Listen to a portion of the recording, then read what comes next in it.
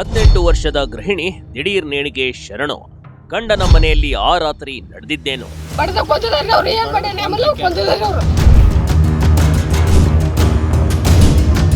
ಬಡದ ಕಿಶಿಂದ ಅಕ್ಕಿಗೆ ಉರ್ಲಕ್ಕ್ಯಾರ ಅಂತ ಅನಸಾದೈತಿ.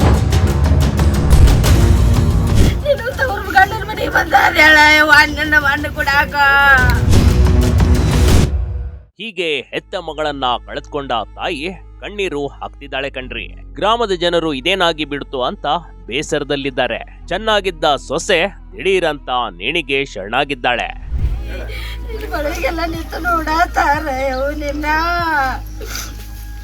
ಎಲ್ಲರೂ ನಿಂತು ಬಂದಾರ ಬಾ, ನಿಮ್ಮ ಅಮ್ಮಗಳು ಬಂದಾರ ಬಾ, ನಿಮ್ಮ ಅಣ್ಣಗಳು ಬಂದಾರ ಬಾರ, ಎಲ್ಲರೂ ಬಂದಿದಾರ ನಿನ್ನ ನೋಡಾಕ. ನೀನ್ ನೋಡ್ರಗಪ್ಪ ಮನಕ್ ಬಂದಿದ್ದೀ ನನ್ನ ತಾಯಿ. ಮಗಳನ್ನ ಕಳೆದುಕೊಂಡ ತಾಯಿಯ ನೋವಿನ ಆಕ್ರಂದನ ಮುಗಿಲು ಮುಟ್ಟಿದೆ. ಅಂದಾಗೆ ಈ ರೀತಿಯ ಹೃದಯ ವಿದ್ರಾವಕ ದೃಶ್ಯಗಳು ಕಂಡು ಬಂದಿದ್ದು ಬೆಳಗಾವಿ ಜಿಲ್ಲೆಯ ರಾಯಬಾಗ್ ತಾಲೂಕಿನ ಮೇಕಳಿ ಗ್ರಾಮದಲ್ಲಿ ಕಂಡ್ರಿ. ಇನ್ನು ಬದುಕಿ ಬಾಳಬೇಕಾಗಿದ್ದ ಕೇವಲ 18 ವರ್ಷದ ಹೆಣ್ಮಗಳು ನೇಣಿಗೆ ಶರಣಾಗ್ಬಿಟ್ಟಿದ್ದಾಳೆ. ಇವರೆಲ್ಲ ನಿಮ್ಮವರಲ್ಲ, ಹೇಳು ಹೇಳನ ತಾಯಿ. ನೀನು ತವ್ರ ಗಂಡನ ಮನೆಗೆ ಬಂದಾರ ಹೇಳ, ಅಣ್ಣನ ಅಣ್ಣ ಕೊಡಾಕ ಗಂಡನ ಮನೆಗೆ ಬಂದಾರ ಹೇಳ. ಹೀಗೆ ಮನೆಯ ಮುಂದೆ ಹೆಣವಾಗಿ ಮಲಗಿದ ಮಹಿಳೆ ಜ್ಯೋತಿ ಕಾಂಬ್ಳೆ.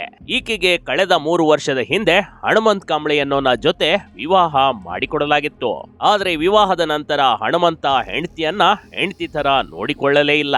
ಆಕೆಯನ್ನ ಕೆಲಸದವಳ ಹಾಗೆ ನೋಡಿಕೊಳ್ಳುತ್ತಿದ್ದನಂತೆ.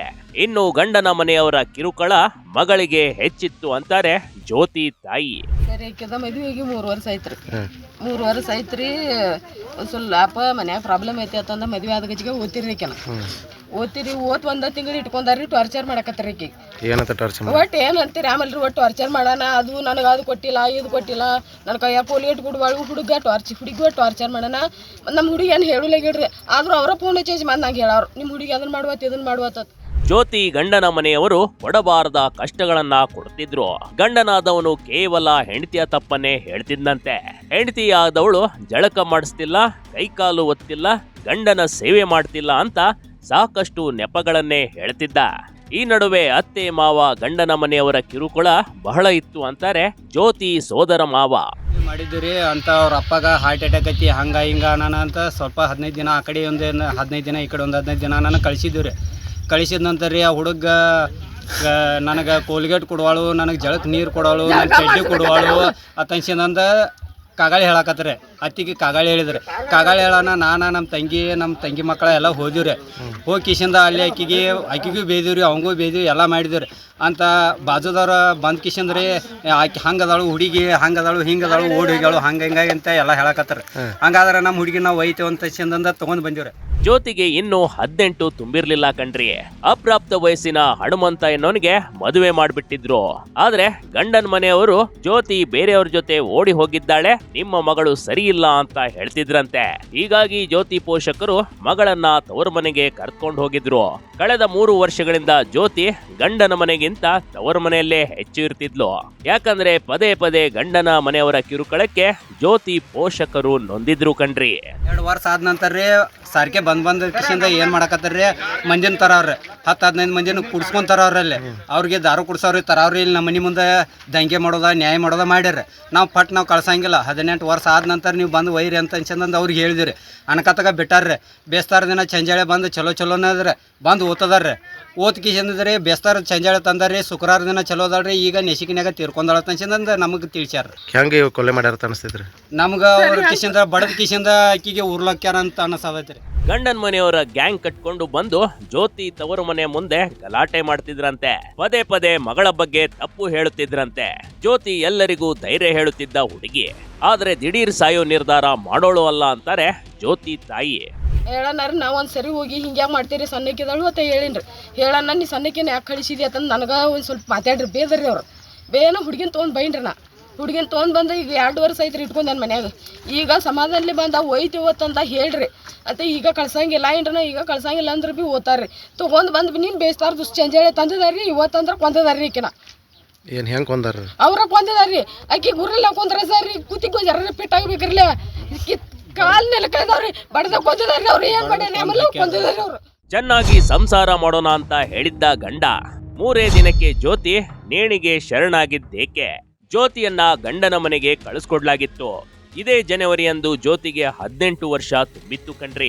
ಗಂಡನ ಮನೆಗೆ ಬಂದು ಕೇವಲ 3 ದಿನಕ್ಕೆ ಜ್ಯೋತಿ ನೇಣಿಗೆ ಶರಣಾಗಿದ್ದಾಳೆ. ಈ ಸುದ್ದಿ ಜ್ಯೋತಿ ಮನೆಯ ಪೋಷಕರಿಗೆ ಬರಸಿಡಲು ಬಡದಂತಾಗಿದೆ. ಈಗ ಏಜ್ ಆಗ್ಯಾವನ್ರಿ 18? ಹುಡುಗಿ ಏಜ್ ಆಗ್ಯಾವ್ರಿ 18 ಜನವರಿಗೆ ಮುಗ್ದಾವ್ರಿ. ಜನವರಿಗೆ ಮುಗಿದ ನಂತರ ನಾವು ಅವ್ರು ಬಂದು ಒಯ್ತಾನ ನಾನು ಕಳಿಸಿದೇವ್ರಿ. ಬೇಸ್ತಾರ ದಿನ ಸಂಜೆ ಸಾಯಂಕಾಲ ಮಾವ ಬಂದು ಕರ್ಕೊಂಡ್ ಬಂದನ್ರಿ. ಚಲೋನ ಬಂದಾಳ್ರಿ. ಮಾವನ ಹೆಸರೇನ್ರಿ? ಮಾವ ಸಿದ್ದರಾಮ್ ಕಾಂಬ್ಳೆ ರೀ. ಹ್ಮ್ ಕರ್ಕೊಂಡು ಬಂದು ಅಂತಾರೆ ರೀ ಚಲೋ ಅದಾರ ನೀನು ಸಂಜಾಳೆ ಫೋನ್ ಹಚ್ಚಾಳ ನನಗೆ ಯಾಕೋ ಜವಾಮ್ ಸತ್ತು ಒಂದು ಜರ ಬಂದು ಹೋಗ್ರ ನಾನು ಮುಂಜಾನೆ ಬರ್ತೇವ ಮುಂಜಾನೆ ಈಗ ಏನು ರಾತ್ರಿ ಬೇಡ ಮುಂಜಾನೆ ಬರ್ತೇವೆ ಅಂತ ಹೇಳ್ಯಾರ. ಹೇಳಿದಾರೆ ನೆಸಿಕ್ನಾಗ 6 ಗಂಟೆಗೆ ಅಂದ್ರೆ ನಮ್ಗೆ ಕಾಲ್ ಮಾಡ್ಯಾರ ಹಿಂಗೆ ಊರ್ಲಕ್ಕೊಂದಾಳ ಹೇಳ್ತಾರ್ರಿ ಅವ್ರ ನಾವೆಲ್ಲರೂ ನೀರ ಸಾಕು ಹೋಗಿದ್ದು ಹಾಕೊಂಡಾಳ ಅಂತ ಹೇಳ್ತಾರೆ. ಜ್ಯೋತಿ ಸಾವಿನ ಸುತ್ತ ಅನುಮಾನದ ಹುತ್ತ.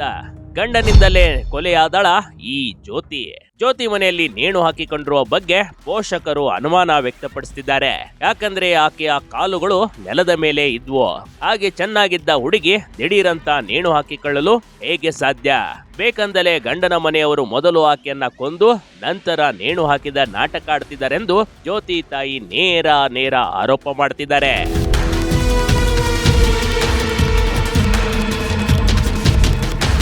ಸದ್ಯಕ್ಕೆ ಜ್ಯೋತಿ ಬಾಡಿಯನ್ನ ಶವ ಪರೀಕ್ಷೆಗೆ ಕಳಿಸ್ಕೊಡ್ಲಾಗಿದೆ.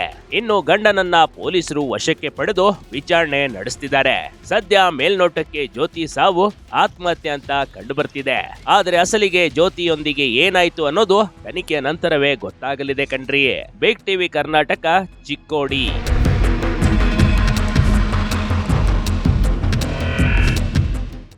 ಬಿಗ್ ಟಿವಿ ಕರ್ನಾಟಕ ಯೂಟ್ಯೂಬ್ ಚಾನೆಲ್ಗೆ ಈಗಲೇ ಸಬ್ಸ್ಕ್ರೈಬ್ ಮಾಡಿ. ಧನ್ಯವಾದಗಳು.